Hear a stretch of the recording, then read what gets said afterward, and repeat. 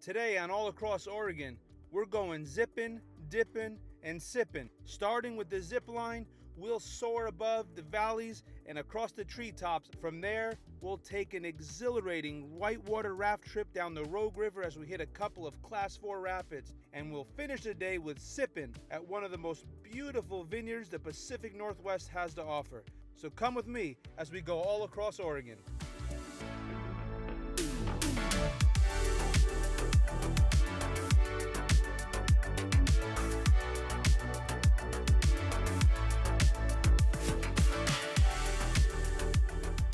This episode of All Across Oregon was made possible in part by Realtor Scott Lewis, serving Southern Oregon for more than 30 years. Scott lives here, works here, and loves it here. John Warricoy, premier CPA tax professional and profit builder in Southern Oregon and Northern California. And French, with over 30 years experience in the beauty industry, French carries and sells only the finest of beauty products. Okay, so here's how it worked out. We were getting ready to film in Gold Hill, and we were going to film the zip line. We thought that would be so much fun.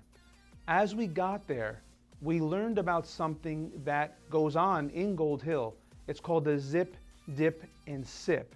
And so we're going to meet the innovator behind the Zip, Dip, and Sip tour, and the owner of Rogue Zipline Adventures, Lindsey.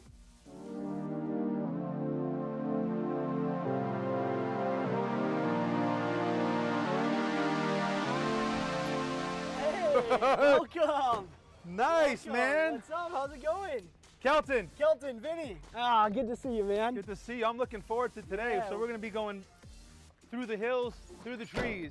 Let's get zipping. Let's get zipping. I'm excited. Now, here is a very unique business run by a very unique woman. This is Lindsey, and this is her zip line. My name is Lindsey Rice, and I'm the owner of Rogue Valley Zipline Adventure. Back in 2010, I had a crazy idea of opening a zipline park because this land is just beautiful. It has amazing views of the Rogue Valley. Yeah. It's close to I-5. It's a perfect stop to just get out of your vehicle and go enjoy a 3-hour zipline tour. Oh, yeah. Or we also have a day-long zip, dip, and sip tour. It's ziplining, lunch, whitewater rafting, and wine. So you can stay and play for a whole day and get all the best that Southern Oregon has to offer. The zipline park is on historic gold mining land. It contains the Braden gold mines. It's a series of mines that are in the area, and one of them is located on the property. The Gold Hill Historical Society has been so kind to share a lot of their images from back when the mine was in operation. And it's actually the reason why this area was electrified.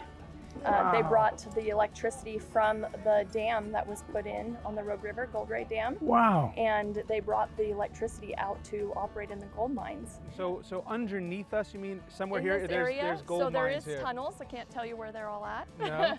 But we Alright. have revolved the zipline tour around some of the history, like the gold mining. We call it the town. We've got our general store and our saloon.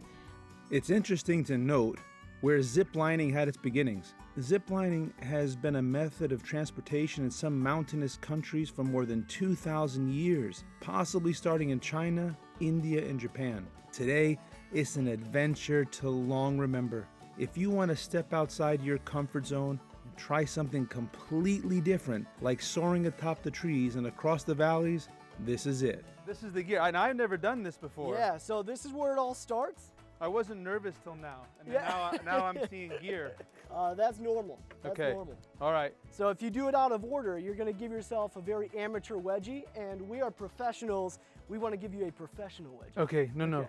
Is this part of the professional That's wedgie? exactly it right there. Naturally, your hands are going to start gravitating towards these rings, right? You feel Okay, it yeah, I happen, feel yeah, it, and I then your feel it. thumbs kind of sneak into them. Yeah. And as soon as that happens, you feel yourself leaning over on one foot. Yeah, and then your other foot kind of sneaks out in front of you. And then you find yourself staring off into the distance. Oh yeah. What you're experiencing right now is called the guide pose. Yeah, do you feel cool? Yeah, I feel it. Okay. Yeah. So the whole course is designed for beginners to intermediates to advanced zipliners. We've got a little bit for everybody. This is a 5 zipline progressive course. It takes about 3 hours to get all the way through. So, Vinny, question for you. Have you ever been ziplining before? No. Never. We have 2 cables going across these lines, and the top one is what runs our brake system, and this bottom one is what we're actually zipping on. We use direct friction on that rope to bring you to a nice controlled stop on the other side, which makes this whole thing hands off for you. So you're not going to be like texting while I'm ziplining and like forget that I'm going down the big one? No, I use voice to text. Voice text. Yeah. This long tether is going to be hanging right in front of you, and all you're going to want to do is grab that tether with both hands, lean back with your arms out like this, and your knees up. And that's the cannonball position we're looking for. So, if you No can't see eating me, it at all. I don't know how comfortable that is, but here we go. Here we go. Woo! Woo! Woo! Swing around, swing around, swing around. yeah, That was amazing. And that's just the beginner one? that is line 1. We've got 5 lines out here. Okay. So that was line 1. Now we're moving on. We're moving on. Okay. You've graduated. Let's go. So what's really nice about this zip line course, it's a gradual course. So you start off a little tiny zip to make yourself feel comfortable. Say, oh yeah, I can do this. I feel comfortable, and it's a lot of fun. It's just a short little zip. Got the guy in the front, guy in the end, and you just go and you feel comfortable with it. And then you start building up to that bigger zip line. We didn't get the gradual course. We started on the first one. I said, I got this, I can do this, I'm comfortable. I've never been zip lining before. Here we go. As we got to the number 2, there was a little bit of a backup. Number 3, backed up. 4, couldn't do. I got a crash course in zip lining. Should I admit that we skipped the whole progressive thing and we went from 1 to 5 to avoid all the traffic? So this looks a lot different. Take a look at that. Take off there. This is our magic trick out here. We call it the magical shrinking guide.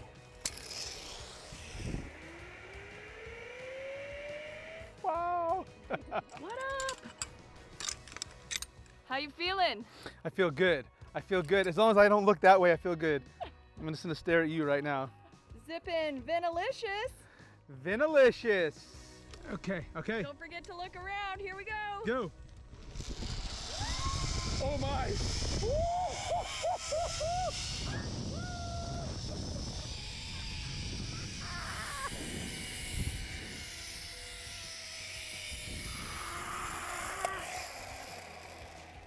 Oh yeah. Oh yeah. Right. Oh yeah. What's up, Vinny? Oh yeah. Oh yeah. Oh yeah. We did that. Quarter mile. Man, oh man. Wow.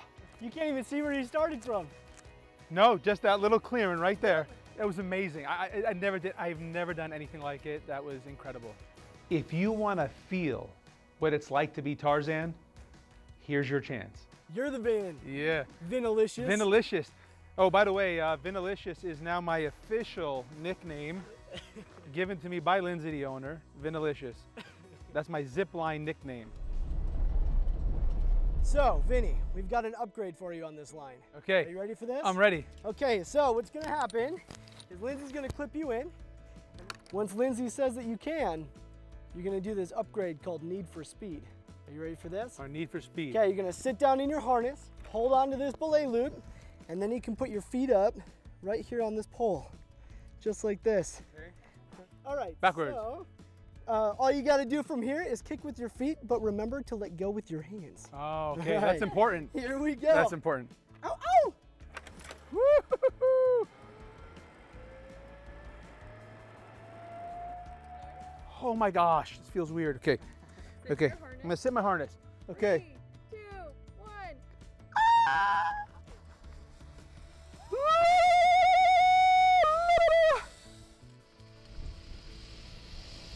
What an amazing fun time. It was like flying.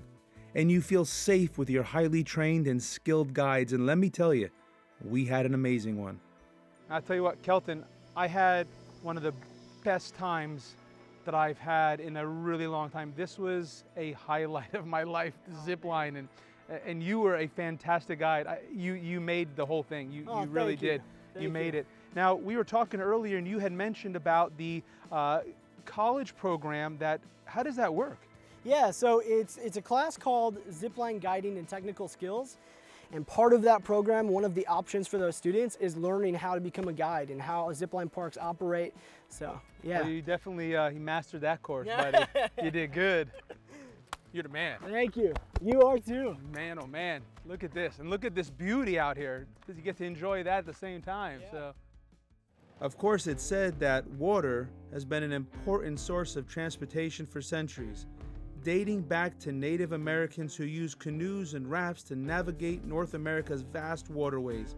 Modern whitewater rafting, as we know it, dates back to 1842, when Lieutenant John Fremont began exploring Colorado's Platte River. He and an adventurer, Horace H. Day, created a rubber raft featuring 4 rubber cloth tubes and a wraparound floor to help survey the Great Plains and Rocky Mountain areas. At the end of World War II, surplus rafts became available and trips began to run down western rivers on a regular basis. However, it wasn't until the 1960s that commercial whitewater rafting truly turned into a recreational activity for the masses. Speaking of modern day rafting, let's go meet Ben. He's the owner of Rogue Rafting, and he's gonna take us on a nice little whitewater trip.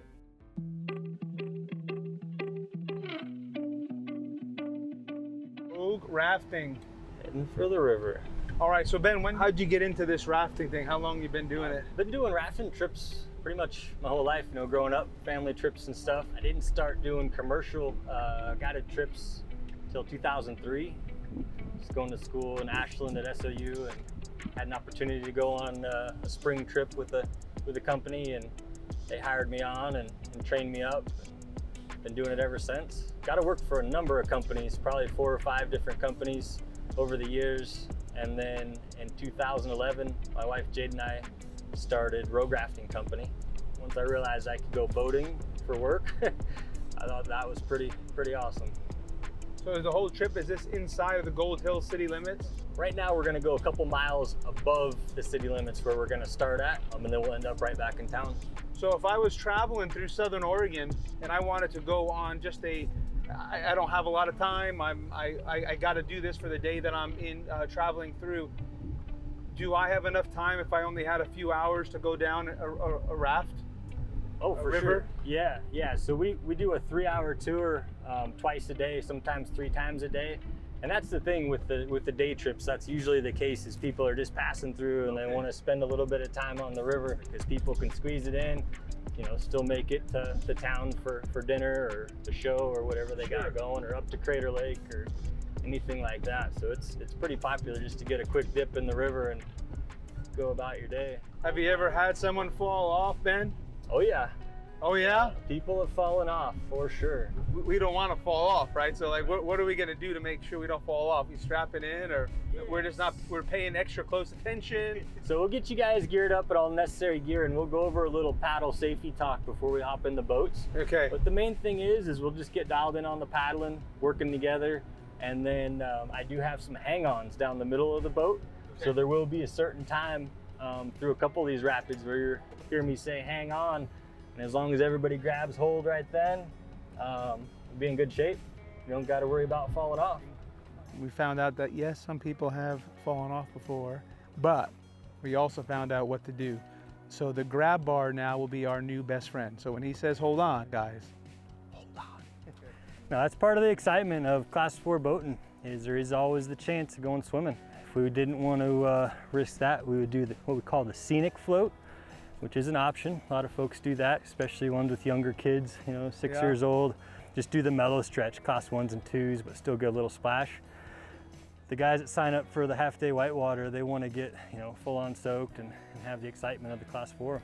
So that's what we're doing? That's what we're doing, yeah. We're gonna hit a Class 4? We're gonna hit 2 Class 4s. Two Class 4s. We got a couple warm-up rapids up top here, get dialed in on our paddling, and then we'll charge right into Nugget Falls, which is our first Class 4. Then about a mile down from that, we'll hit Tillamook Falls and run the Powerhouse chute, which is a nice double drop. These are Class big 4 words. rapid. Yeah. These are big words. All right. Double drop. Now I'm really nervous. Yeah. Double drop. So let's get you guys geared Okay, up. Okay.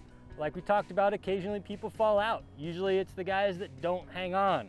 When I say hang on, they go woo and go bouncing out. Okay. If you grab onto this, you're gonna have a real hard time falling out of the boat, but it can happen. If that does happen, most important thing is just to stay calm. Okay, we got the necessary gear between the life jackets and the helmets. You might dunk under initially, but obviously the vest is gonna pop you up pretty quick. Get your bearings. If the boat is right next to you, go ahead and get right back in. Is it too late for the floating part? Just the easy, the class 1? You can just paddle back and forth here. Can we just go into circles calm right here water. for a minute? Maybe we just go in circles for a minute, you know, like right there, and then we'll head back. Circles, little circles. No class 4s. Let's do it. Let's go. Okay, so I'm ready to go. As you can see, I had the GoPro ready. I had everything in place. We were excited. I was trying to pump myself up. I was actually, right before we got in the water, I started getting a little nervous. Let's go rafting.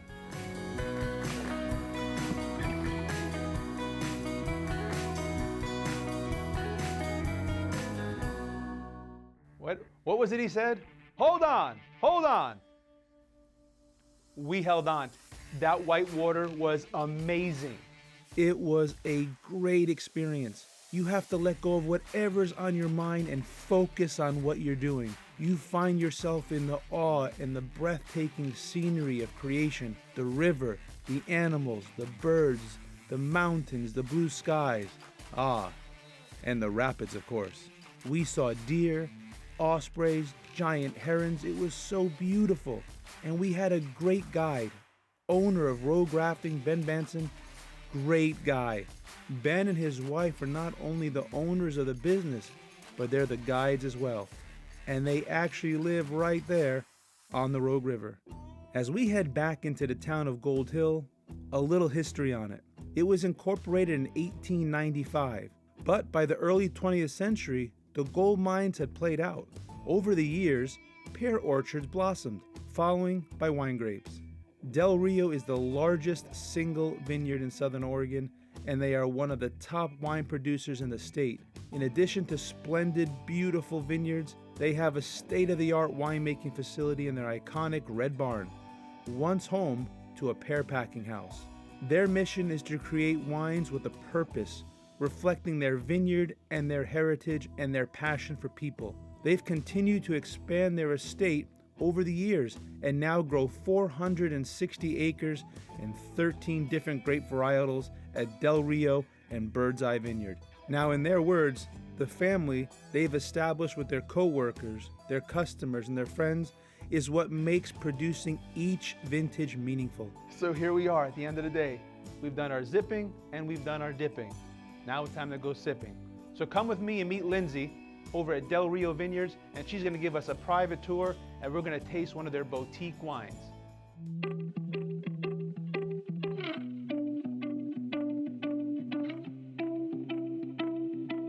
Lindsey, Hi. so good to see you. Oh my goodness.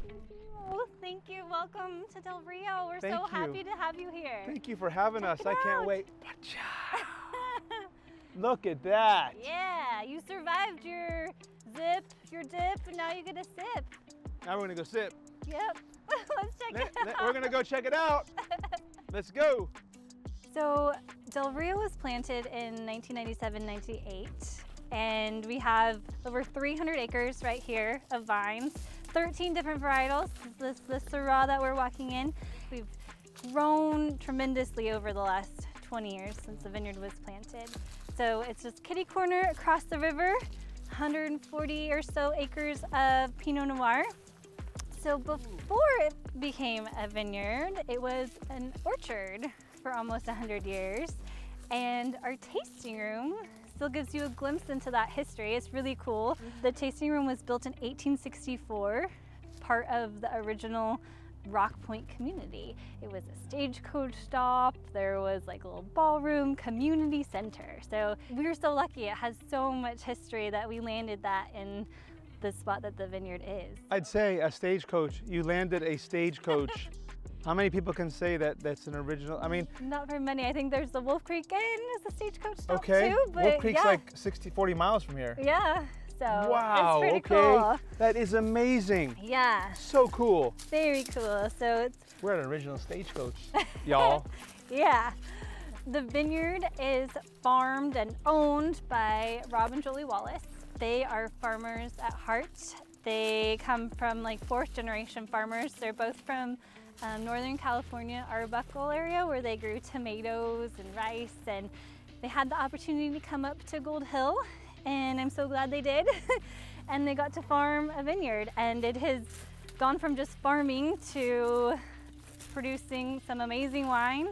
We have a great team. We have Jean-Michel Justiem, and they've created this great, beautiful place. And it's grown tremendously. I'm excited for you to try the cab. Oh, the me too. celebration of all that Rob and Julie have put into this place. Well, thank you Yeah, for you're taking the welcome. time to show us around. You're so welcome. We look forward to it. We're gonna have a, I think we're gonna have a great day. Yeah, I'd say so. Let's go. As a 3rd-generation Italian restaurant owner, I have a true appreciation for wines and the people who make them. It brings me back to the cellars of my family's restaurants in New York, where there they made their wine every few years. I called it firewater, but nonetheless, it was wine. So when you go to Del Rio Vineyards, you're stepping into another great family-owned business, putting out award-winning wines, and yet we have another winemaker from France. So do I get to eat a grape off of the vine right now? This one's a big one right here. Yeah. Oh man. Go taste them. Let's see. They're still sour, but Oh man. Woo. Man. they're seeds too. We found a seed. A couple. Wow. Okay, that's a burst in your mouth. But we are probably right within a what, a couple weeks of veraison. At the end of July is really when we start to see the veraison. So veraison is when the grapes are going from this green to the dark, deep purple. That will be a beautiful Syrah. Yeah. It's pretty cool. Grapes are pretty unique in their different clusters. Yeah. You could just, looking at a cluster, you could tell what grape varietal it is. Like, so these Syrahs are long and lean, and they get big, and then like the Pinot Noir, so it's a tight pine cone type. Like, so these are all spaced out, right? These Right. are great, but they're the Pinot is tight, and that's the name comes from, right? Pinot, pine cone. Explain that. So each grape cluster can actually be identified by its shape. Yeah, I mean, you go down to the Grenache, it's these just huge, massive clusters, or the early Muscat. Yeah. They get so big and golden. They're all different colors. They're beautiful. Right? Yeah. they're And now we're looking at Syrah. Yep, and they're gonna change tremendously. Yeah. Yep. Yeah. Same with Cab, and like the Merlot gets this pretty dark purple blue color. So will you start thinning? I learned something and I didn't know because I didn't know. I'm not the farmer. I mean it, but go ahead. Okay, so no, it's okay. That's okay. So they will actually cut some of these and let them Yes. drop, so Yep. the other ones get the Yep. juice, Yes. and these will just go back Yeah. into the ground. Yeah. Enhance nutrients to one cluster. Yep, or a couple. Yep, they'll drop clusters occasionally. Yeah. And they definitely pull leaves. They do lots of different things to train the grapevines to produce the best it can. You do So an it's not amazing just job here. You know that? spreading it. Oh, thanks. You do an amazing job. This is I'm cra- trying. Yeah, you can see all your love and hard work that's gone into really helping and being part of their family here and doing this. It's an honor to be a part of their family, for sure. Perfect. Then what's the celebration? Why are we celebrating? Why am I going to pour you? Okay. It is our anniversary cab. Okay. So we are marking 20 years here at Del Rio. So Wow, okay. the vineyard was planted in 1997 and 98, predominantly in 1998. So it's a 2018 cab. So from when the vineyard was planted. Now we're heading over to the barrel room. We also came at another special time because Del Rio Vineyards has just came out with their 20th anniversary special Cabernet, and I got to taste it right there in the barrel room. If you're a Cab fan, don't miss this one.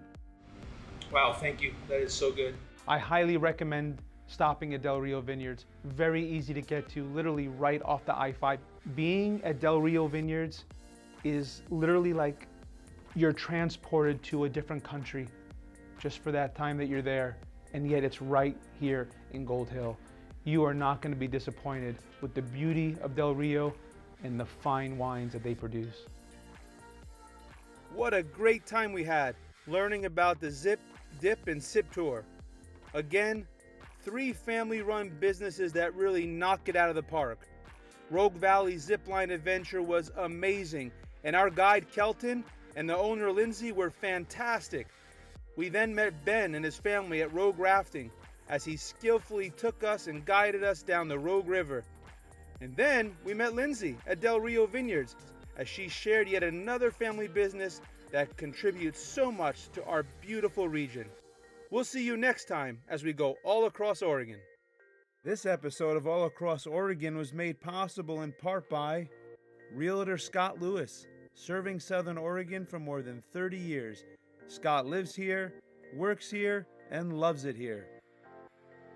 John Warricoy, premier CPA tax professional and profit builder in Southern Oregon and Northern California. And French, with over 30 years experience in the beauty industry, French carries and sells only the finest of beauty products. Visit allacrossoregon.com to find out more about the people and places you've just seen. And don't forget to follow us on Facebook and Instagram.